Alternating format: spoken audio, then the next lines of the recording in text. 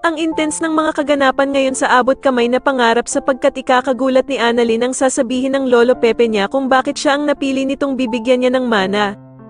Dito nga ay kakausapin ni Don Pepe si Annalyn ng masinsinan at sasabihin niya ngang siya ang bibigyan niya ng majority share ng ipapamana niya.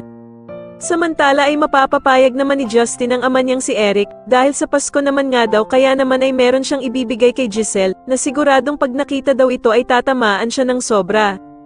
At dito nga ay sobrang lungkot na nga ni Giselle dahil sa inakala nito na hindi na siya sisiputin ng anak niyang si Justin. Ngunit nang makarating na nga si Justin ay masayang yayakapin sana siya ni Giselle pero hindi siya papayag na yakapin siya nito. Dito nga ay may biglang ibibigay na ipit si Justin sa ina niyang si Giselle na binigay daw nito sa kanya noong bata pa siya. Kaya naman ay masayang sasabihin ni Giselle sa kanya na siya pa nga daw ang nagkabit nito noong bata pa si Justin. Pero ipapamukha ni Justin sa kanyang inang si Giselle na nagpakilala ito sa kanya bilang Tita Giselle.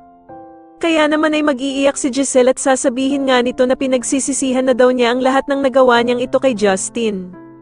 Samantala matapos nga ang ginawang pag-utos ni Don Pepe kay Kin ito para hanapin ang kanyang apo, ay malalaman niya ngang buhay pa ang anak ni Giselle.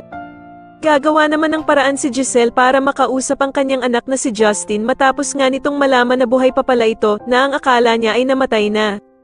Kaya naman ay magpapasama si Giselle kay Annalyn sa isang restaurant para makipagkita sa anak niyang si Justin. Sa kabilang banda naman ay kakausapin nga ng bruhang si Moira ang anak niyang si Zoe tungkol sa mamanahin nito kay Don Pepe.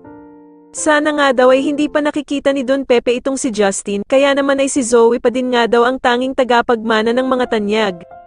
Sa tingin nyo ano na naman kaya ang gagawin ng bruhang mag-ina matapos nilang malaman na hindi magkakaroon ng mana itong si Zoe kay Don Pepe? Mas lalo na nga talagang nagiging exciting ang mga susunod na kaganapan kaya naman ay mas lalo pa nating abangan ang mas lalong gumigandang abot kamay na pangarap. Maraming salamat po sa inyong panonood at sana po ay ma-subscribe nyo ako. Maraming salamat po.